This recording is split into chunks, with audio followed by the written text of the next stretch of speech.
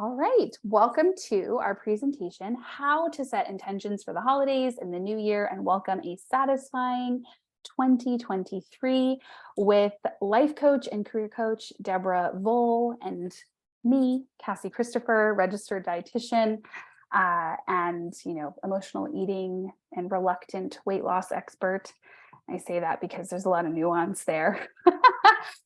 And I'm so excited to be here with all of you as we think about the holidays. And I'm going to tell you a story of why all of you should absolutely adore Deborah. And that is, she got me to pitch myself to Glennon Doyle's We Can Do Hard Things podcast. I was telling her, I'm like, oh, this is my dream to be on this podcast. And she said, well, pitch yourself. And I said, I don't think you understand that Glennon Doyle's like an internationally best-selling author. Like, she's famous, Deborah. You obviously don't know who she is if you're saying just go pitch yourself. And she said, I don't care, just do it, pitch yourself, and then BCC me on the email by the end of the day. Yeah. And I was like, geez Louise, okay. And you know what, everybody? I did it. Did you get my email, Deborah? Yes, I did. Yay. Have you heard back? Well, no, I Okay, haven't. so here you need to follow up because it could have gone in the spam folder, Okay. or maybe they read it and they just haven't gotten back to you. So I challenge you to ping them back. Dadgummit. I know, I'm not going to let you off the hook. But I'll add it to my Because list. that happens to all of us. Sometimes we take it so personally and we're like, oh, they didn't want me, or maybe I'm not a good fit. Well, maybe it went in the spam folder. That's what Maybe I said. Maybe it's. Okay. All right. You heard it here first, people. Deborah Voll, life coach, making me do things. And it's amazing because I want to do it. Yeah. And the extra kick is helpful. So thank you. All of that story to share that Deborah really is the right person today to be helping us and leading us towards how we can, get the things that we care about and we actually want to do done for ourselves. Deborah, can you share with us for a moment about why you're so fabulous and what you do? Maybe it's a more answerable question. I'll tell you what I do. I am a life and career coach, and I live just south of Cassie in Redmond, Washington. So we're both Pacific Northwesters. And I have a podcast called Calm the Chaos. So it's a podcast for women, because I believe that if we can calm the chaos in our life, then we can better understand our inner desires. I am an empty nester. I am a mother of two. Got a son that is 25 and a daughter that is 28.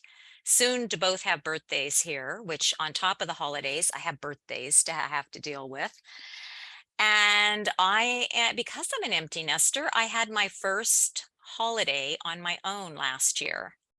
And I decided that I was going to do it my way, as Frank Sinatra would say. And I came up against some resistance, and we can talk about that a little bit later, from people in my family thinking I was totally nuts. But I wanted to prioritize what was important to me. And so whether you have young ones or you have older adult children or children in high school, now is a really good time to gather everybody around and get everybody's priorities on the calendar, including yours. Don't forget about yourself. That's part of your self-care. Great advice. And I'm sure it applies even for people without children, as, family members, friends, holiday parties, right? Like, if we just let things happen to us, we often, our own desires don't get included on that list. So wonderful. I'm so glad you're here. And so, this is really fun because Deborah's specialty is career coaching. And of course, I'm always thinking about food, and you can take that in many, many directions, and all of them would probably be true. And so, with the two of us, we're really thinking about your desires for yourself, whether that be, your career, moving that forward, your health goals, or, even just the anxiety that people often feel around food and weight during the holidays, as there's a lot of indulgent foods. All of these things are on the table for us to discuss today. And I'm going to go back and, well, why don't actually, before I show the handout again, which again, if you don't have it in front of you, no problem. I recommend you grab a piece of paper. But before I go in and show that again, why don't we talk about um, why going through the worksheet is important and how you might want to do it, and how this worksheet is actually going to help you with setting intentions for the holidays and the new year. Deborah, do you want to speak to Sure. that at all? Yeah. Well, I think that before we hit the record button, we were asking people, how do you feel about the up and coming holidays? And so many people just said, I feel overwhelmed. I mean, there's so much to do, there's a lot to think about. And by doing the worksheet, it is a step-by-step guide so that you can break things down into smaller bite-sized pieces and take it incrementally. And it really helps you sort of wrap your head around, what are all of those things? What's most important to me? And what's important to my family, my extended family, and friends, and where do I want to prioritize my time? So, this is an opportunity, really, through the worksheet to take it one step at a time so you don't feel overwhelmed. Love that. Awesome. Well, let's get to the worksheet. So, like we said, if you have it in front of you, awesome. And if you don't, that's all right. No pressure. You can kind of jot down some initial thoughts as we talk through this. We're going to be giving you examples. What I find with questions like this, like, what are your intentions? If you've never heard that kind of vocabulary before, or you haven't really sat and thought about what you want, I've found for my own self, like sometimes my husband will be like, well, what do you want? And I'm like, I don't know what I want to do, or like what I want to eat. How can you even ask me that? Like, because I'm spending so much of my time thinking about other people, right? And so if that's the case for you, we're going to be sharing some examples. And that's really our intention as we go through this, to give you some ideas of things you could do for yourself, some barriers you might face and how you can overcome those, so that you can have that satisfying holiday and new year. And I just want to welcome my mom's here. Hi, Dawn. Janice, welcome. Linda, welcome. We've had a few more folks join us, and I just can't help but say hello. I'm so grateful you're all here, and thanks for supporting me, Mom. Okay. uh, we'll start this off by saying we've got a little note here, and you can read this separately. I think we've talked a lot about some of these things already. So we'll start with page 1. What I want you all to think about is what is important to you to get during the holiday season and, through early 2021, as you're thinking about, January and the winter holidays. What is important to you during this holiday season? I'm curious, Deborah, what comes up for you? What's important to you? I often think about because time is so precious and we have so little of it. I often think about who do I want to be sure that I'm connecting with. That's a priority for me, and making time in my calendar for those people, friends and family members, and then maybe also special events. So for myself, that might be something that I would um, be thinking and that I would be brainstorming on for myself personally. What about for you? Yeah, so we also have a lot of birthdays. Today is actually my daughter's 4th birthday. And I just picked her up from school with a fever. So, life. Uh, but yeah, we have all of our birthdays are from here to the end of the year, plus little baby Jesus at Christmas time. And he's real hard to compete with when it comes to celebrations. Mhm. And that's a joke. You don't have to believe in Jesus, but that one always makes me laugh. So, um, what I wanted to say about this, what's important to me, honestly, I get the winter blues. I don't know if anyone else Mm. gets that, and it's not necessarily seasonal depression, but I notice an impact on my mood from not getting enough light. And so, you'll see me with my little therapy light. If you have a Zoom call with me at like 8:30 or 9 a.m., I've always got this on. And so for me, one of the things I'm prioritizing in the winter season is my mood, and really, doing things that are going to help me stay happy, like getting enough sleep and moving my body. Those are really key for me personally. And, having a nice big breakfast. Anyone who's worked with me knows I'm always talking about how important that is to anchor your day. And so outside of, the events, which definitely are on my mind as well, I'm also thinking about how can I keep Cassie happy? Mhm. Because, that can be hard. And sometimes that means early 2023 has to include a trip to a sunny place because it really does impact my mood. So, yeah, some things to be thinking about. What's important to you? Might be connection with other people. It might be something specific for yourself, for your health. And it might be like, Deborah said, the specific events that you really want to keep in mind. There might be some other values. What are some other values you think might be reflected that someone could have? Balance. Yeah, Mhm. that's That's a a good good one, one. Kat. Mhm.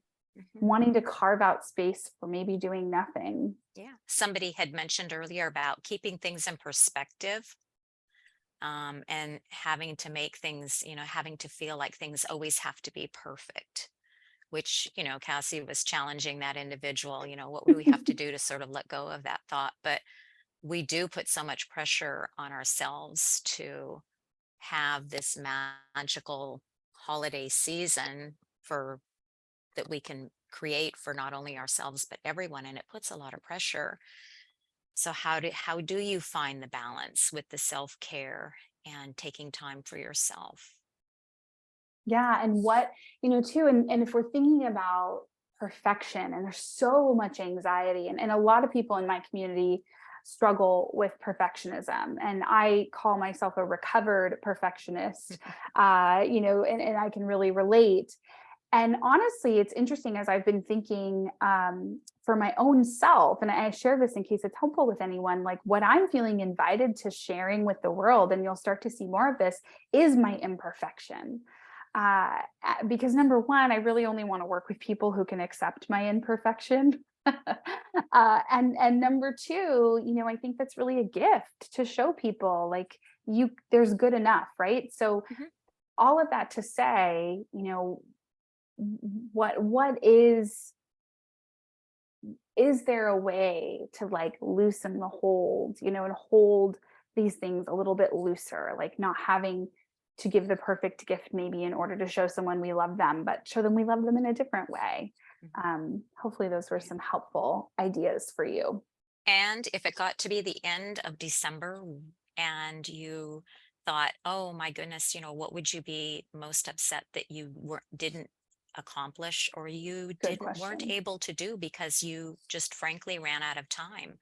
I know that there's been a lot of years when I've been extremely busy with work and family and obligations, and I look up and I go, it was the end of December, and I never got to the garden lights at the zoo or at the Bellevue Botanical Gardens or whatever that is. And to me, that's really something that's important. That's a way that I enjoy the holidays. I love the lights and I love being outside. And if you don't make time for that, well, that's a shame. You so you have to really prioritize. What is it that you would really be upset about if you weren't able to make that happen for you this holiday season? That's Deborah Voll, everybody. Amazing life coach question, hard hitting right there. And Kat said time outdoors. That's the thing that she would be really upset if she didn't get. And you Yes. have to really work for time outdoors in December, especially Kat, who lives in Canada, where it's cold. Really cold and snowy. Yeah. Yes. Yeah. Okay, let's go to the next question. The bottom of page one here. Yeah, northern Alberta, so even further, north. Identify three intentions to focus on during the holiday season and into the new year, and then list them in order of priority. So out of all that jumble of brainstorming that you've just done, we've given you a lot of ideas. You've shared some in chat. What's the most important to you? And we really want you to prioritize this 1 through 3. 1 meaning the thing, obviously, that's most important to you. 3, the thing that's least important to you. And that's going to help because sometimes, right, you only get to pick one thing or you only have time for 2 things. And so when you prioritize like this, then you're able to really make sure that you're getting, the biggest bang for your buck or return on your investment of intention because it's the thing that's most important to you. Anything else you want to say about that, Deborah? Yeah, I think that it just gives you the opportunity, like we said early, just to make that prioritization. And we'll get into a little bit later, but these are going to be the items that you're going to want to make sure that are on your calendar, because if they're not on your calendar, they just aren't going to happen. So by focusing right now on listing those, you'll be able to clearly say, okay, how and when and what week am I going to make sure that this happens? Or what do I need to be doing now in the weeks prior to the Thanksgiving holiday, if you're here in the States, that I need to get? Do I need to call somebody and make a reservation? Or do I need to get ahead of, you know, booking that appointment? Is it even, do I need to make the hair appointment or the pedicure and manicure appointment? What are these things that I need to stage now so I make sure that I can make this happen? That number one priority. I love that. And such a good point about appointments, because I don't know if all of you do this, but I have the best of intentions and then it's too late. Yeah, people get So, booked up. There's more yeah, people around lately. Yeah, yeah, people are leaving their houses, yeah. more. So you've got more people to compete with. Is there anybody that would like to share what their number one Oh, intention please. is? That would be fun to hear what some of the people, if anybody is wanting to share. Yeah, please. Or are you all too shy? Or maybe needing more time to Oh, think. maybe too shy. Okay. Mhm. Well, we'll see. They're probably typing. Is actually there's a little bit of a delay. Okay. But we'll move on to page 2, and then if there are answers, I would love to. Oh, have to bring the chat back up. Yeah, Okay. Oh, sure. ooh. Um, Okay, I'm gonna awesome. bring it up here. Oh, fun. Children Museum at Christmas. Oh, fun. Reflect longer. Yeah, needing more time. Totally, Greta. And this is totally a great thing to do. Have a little more time, spend a little more time with it. So then what you'll do is you'll move on and you'll figure out what your highest and best intention is. And for each intention, you're going to do the steps on page 2. So you're going to think about what are the steps that are going to make that intention happen. Step 1 is do this, step 2 is do this. And work your way there. So as Deborah said, what are the appointments that you have to make? What are the people that you need to schedule with? I see Children's Museum, like getting it on the calendar and getting the tickets, like these are all things that you would do to make sure the thing happened. Yeah. Any other thoughts on that, Deborah? Well, and if you're going to go to the museum, what day are you going to go? Do you want to invite anyone to go along with you? Do you want another family to go? Or do you want it to be a family?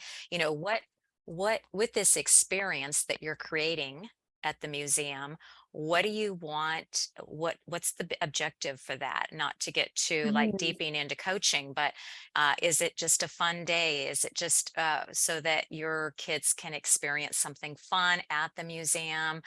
Kind of think about, what do you also want to get out of that day? How do you want to feel when you're going through this process?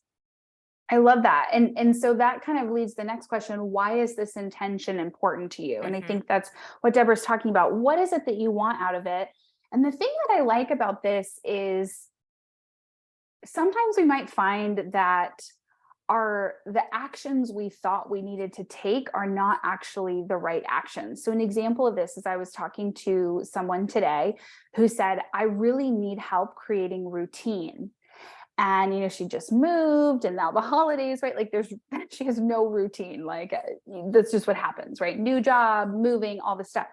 And as we got to talking, so it seems like she thought her intention was to make a routine, but as we dug into why is a routine important to you, what we discovered was actually what she wanted in her life was like to have a feeling of ease and spaciousness and kind of white space and margin, like instead of being so scheduled up and doing things for other people all day, she wanted some time to herself. And so it's so interesting how she thought routine was the answer, but really she was feeling overscheduled.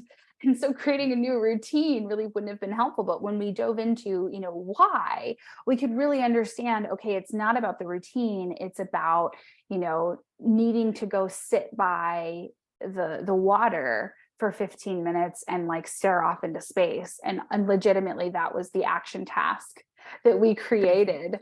It had nothing to do with the routine and more to do with getting filled up by things that made this person feel good.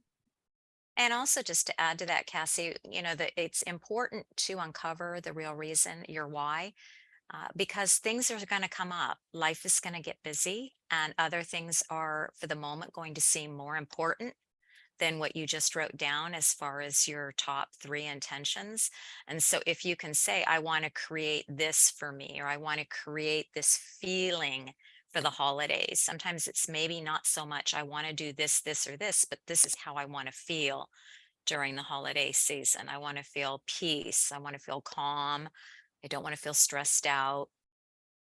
And so I don't want to feel overwhelmed. So again, the why is really critical so that perhaps each week or the time that you spend on your own to kind of revisit your goals and do some reflection, you can pull this out and remind yourself, oh, yep, this is why I'm doing this. Yeah, that's really resonating. Kat was saying, and Julie wants to finish gift shopping by the 10th and decorating by the 1st to allow for adventures closer to the holidays. And that's a great example. Perfect. She wants the adventures. That's the why. And here's the action she's going to take to get there. How about this last one on this second page? It's not the last question. How will you hold yourself accountable to your intention? And we gave you some ideas there. Maybe it's a coach, very little promotion there for Deborah and I. Maybe it's buddy system, really holding someone accountable, holding yourself accountable, asking for a weekly check-in from a friend, or, maybe honestly, it could be as simple as putting on your calendar like a little reminder, check in about XYZ, right? Mhm. Like it can be as low hanging fruit as that, but how will you hold yourself accountable to do the thing that you want to do for yourself? It's like earlier when Cassie was talking about reaching out to pitch herself, I said, now I want you to blind copy me. And she's like, oh, all of a sudden she was being held accountable. And so then she had to make it happen.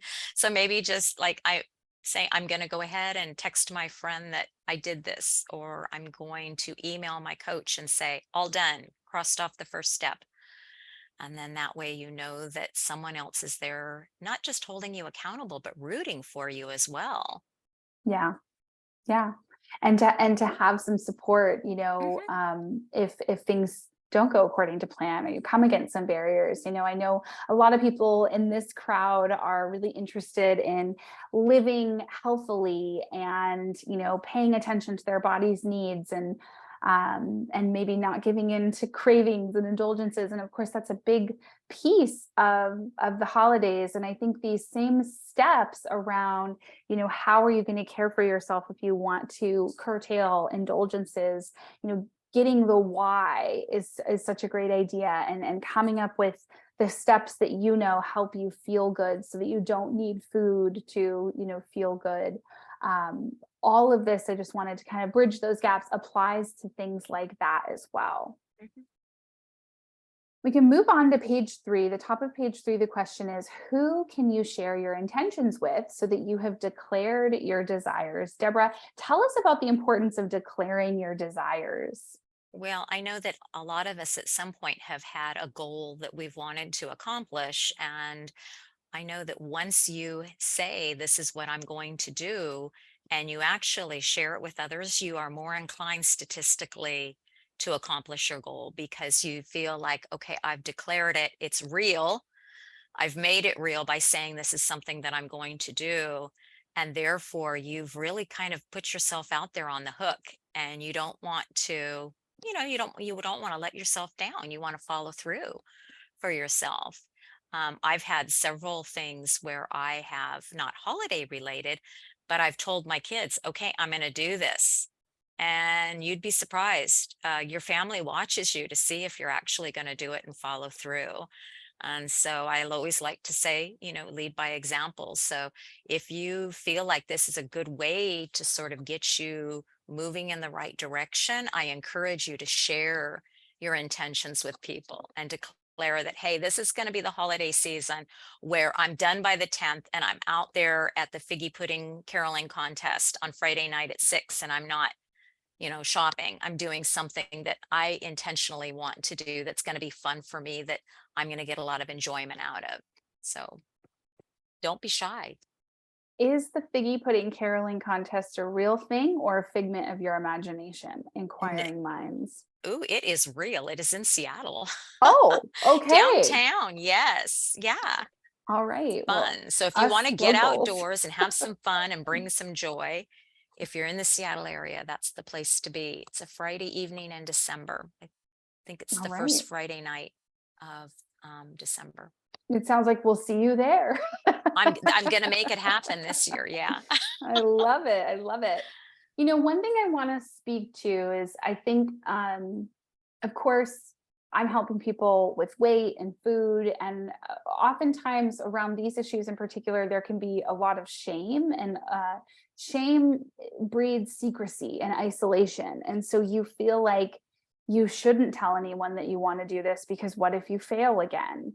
And I just want to say, shame science, your friend and mine, Dr. Brene Brown, says that actually sharing your story with someone who is safe and someone you can trust is a really great way to combat shame and to heal shame, because the two things you need to heal shame are self-compassion and empathy. And self-compassion you give to yourself, and empathy you get from someone else. And so, pick a safe person to share your intentions with. And if you have fears and you're not sure if you can do these things, pick someone who's safe enough to share that truth with too, because that is how you heal some of the shame that you might have around, not making goals in the past. And once you heal that shame, you can then go forward and make more goals and reach more goals, rather than feeling like, gosh, what's the point of making a goal because you're just not going to do it, and feeling really bad about yourself. So this can actually be a very powerful and liberating exercise as long as the person is a safe person. And I hope you all know that I am here for you, whether you're working with me or not. You're welcome to send me an email, and I'm sure Deborah is the same, about what your intention is. You can declare your desires to us. We would be more than thrilled, I'm sure. And also feel free in chat. If you know already there's something that you're going to do, like Julie has done, she's got her list, Dawn shared her list.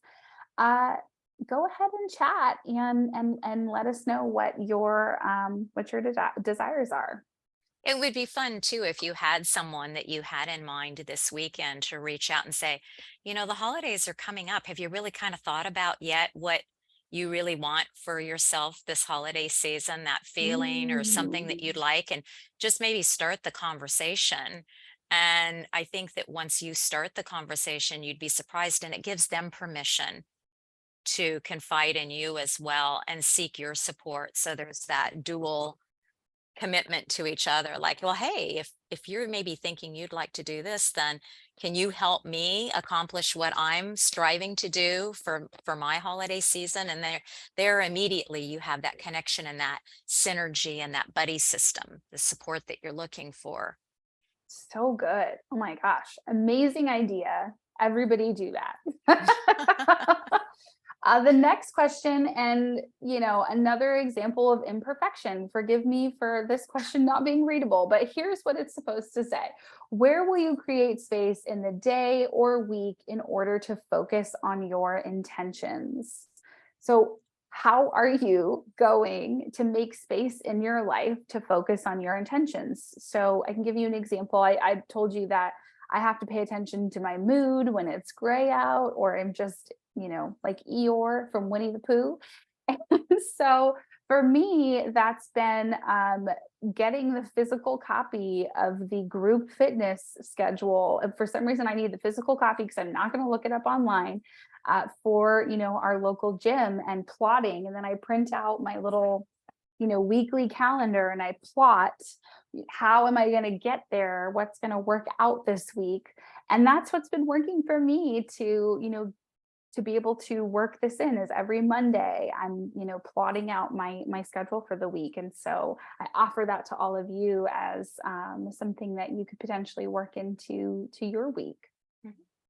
Yeah, whether that's in a morning or an evening routine that you already have in place, or if you have, I just had a client that says, I need this time. And so she created office hours that she actually schedules and blocks on her calendar. So that would be another good time to revisit. Do you need to schedule some time at your desk in your office where you can review things and go through the budget at Yeah. night just before bed? Oh, that's wonderful. Yep.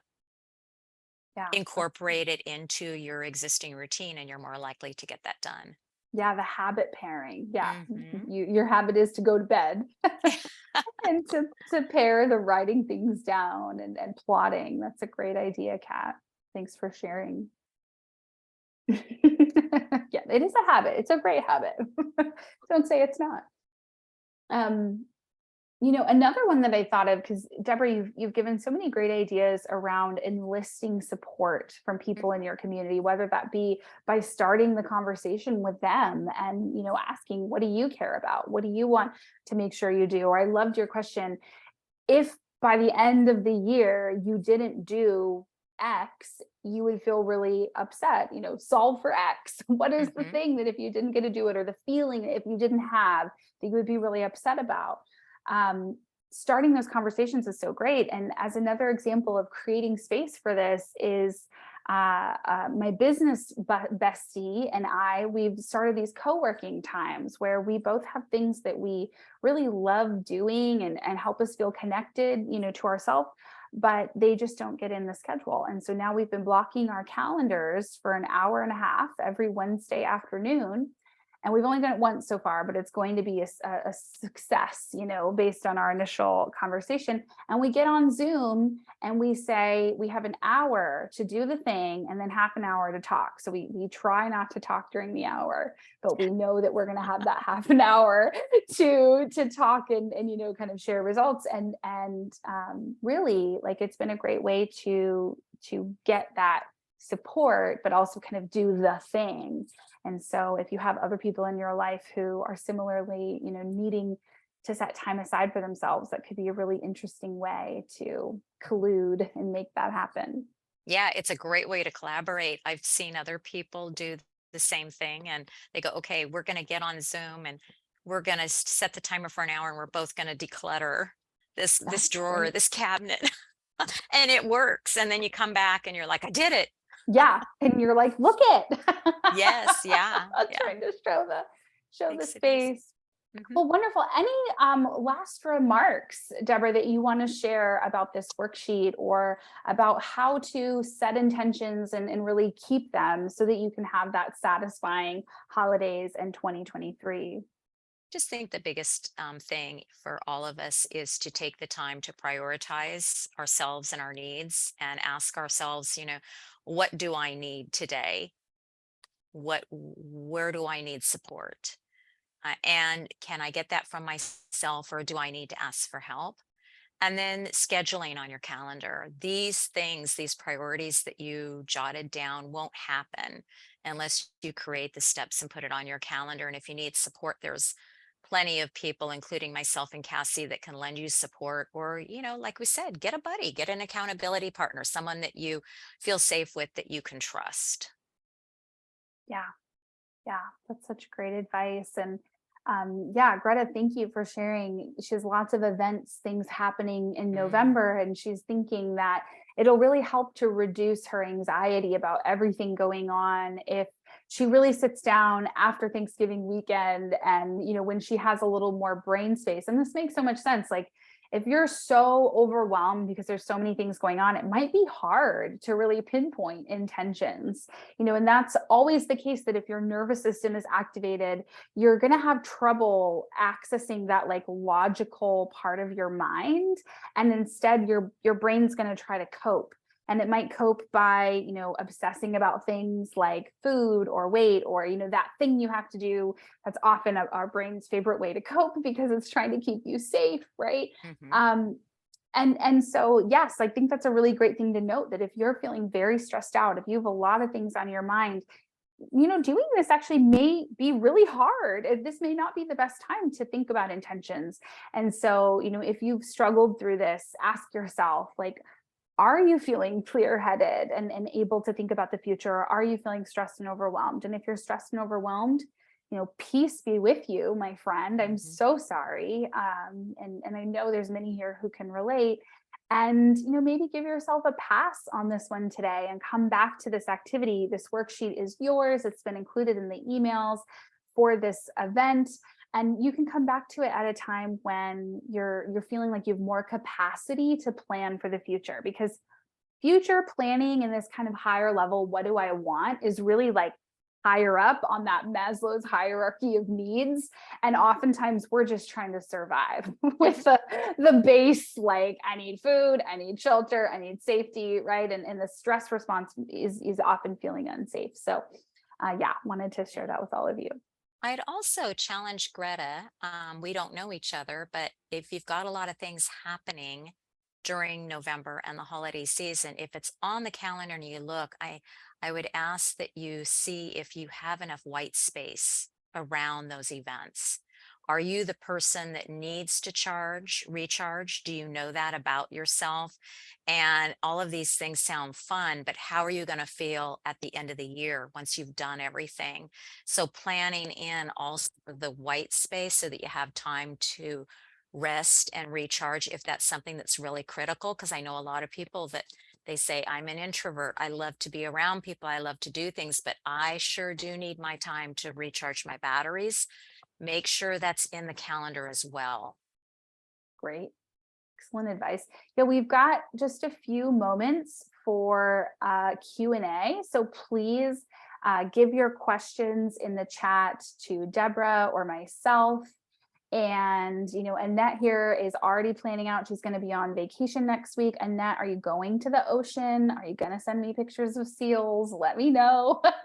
And that's a good time to set intentions so that she can be successful in the follow through. Totally. That's a great time to set intentions. And I bet through this conversation, you've probably got kind of an inkling of what some of your intentions might be. And the more you think about it and percolate on it, the more clarity you'll get, especially as we talk about how important it is to get those whys. Ooh, Don's got a good question. Deborah, do you want to take that? Ooh, I'm going to read it. It says, do you have a good way to turn down an event invite without feeling obligated? That's a good one. Well, I would first ask you, Dawn, how do you think that you would be doing it? But a good way, perhaps, and Cassie chime in, is say, you know what? I looked at my calendar and unfortunately, we can't make that event this year. Just be honest. I'm sorry, we just can't make this event this year. And even if you can't make it because it's white space, that answer still applies. Exactly. And if you feel like you're put on the spot and you are a bit feeling like, oh my gosh, I really don't want to do this, but I don't want to commit, you can say to that person at that time, let me look at my calendar and I'll get back to you. That way, then you don't need to make the decision right then and there. You can pause, go home, really think about it. If you need to consult or check the calendar or whatever, then it gives you that space to be able to do that. So you're not jumping in and saying yes, being the people pleaser to everyone for the holiday, and you're taking care of yourself. Yeah, wonderful. And the one thing I would add to that is you actually don't have to give anybody reasons. Exactly. You don't owe anybody reasons. This is often a man-woman thing too. If you think of a man might say, no, we can't come. And that's often good enough. But as women, we feel like we have to say, no, I can't come. And here's why, right? And so, channel that kind of masculine side of you if you need to just say, no, I won't be there. Of course, thank you for the invite, all these things. Thank you for thinking of me. Ask me again. This isn't a no forever, but it's not going to happen this year. I have people that practice that in the mirror. Love that. Saying, because until you say it actually out loud, like, oh, gee, thanks for the invite, but that date will not work for our calendar.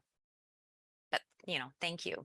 However you want to say that, but practice saying out loud, because it doesn't feel comfortable until you actually verbalize it. And I want to recognize too that it feels risky. You're risking something when you say no. And you can spend some time thinking about what is it you think you're risking. But we often feel like we're risking, pleasing someone else. We think we're risking our connection with them. If we say no, maybe that relationship is really important to us. We're risking maybe peace and harmony. We don't want to tick somebody off, right? And so again, like going back to the nervous system and how that can feel unsafe in our bodies because we're risking something. And so it doesn't mean don't do it. It may mean it's even more important for you to do because it's an area to grow in, and let yourself know, like, hey, you're okay. You can say no and you'll still be okay. But I love that idea of practicing in the mirror, or, practicing with someone who you love and loves you and you feel safe with. Because saying no can be a hard thing because it can feel really risky. Yeah. Anyone else have other questions? These are wonderful, wonderful questions. All right. Well, I wanted to let you all know that Deborah and I have included our email addresses in the first page here at the bottom. And we would love to hear about how things go for you as you implement this worksheet. If you need someone to declare your desires to, feel free to, shoot us an email. You can send it to one of us or both of us, whatever you feel like. And we would love to hear about how this goes for you, because I know the reason we did this is because we want more women to be putting their desires, just as equally as high as everybody else's, if not higher. I'm okay with a little selfishness this holiday season. Deborah, before we go, how can people find you? How can people work with you? Where can we learn more about what you do? Give us the details. Well, thank you. You can just go to my website, deborahvoll.com, and you can find the podcast. You can hear Cassie's episode that she did with me. There's a different variety of PDFs if you're looking for a career pivot or looking for a new job or need help with a resume, any of those things. And then I also do life coaching as well. Wonderful. Thank you so much. And Thank you. if you're looking for help with food and setting food boundaries, I know many of you, I think, have downloaded my new audio guide that helps you when cravings are strong. But you can go to CassieChristopher.net, and at the top of the page, there is a link to download a 10-minute recording that you listen to when you have a very strong food craving. And it helps you feel more in control. And actually, it's secretly tricking you to calm down and be nicer to yourself, and get in touch with how you're feeling. And so I don't tell you that straight out. I mean, I'm kind of ruining the trick now, because oftentimes we think those things don't work. So why do it?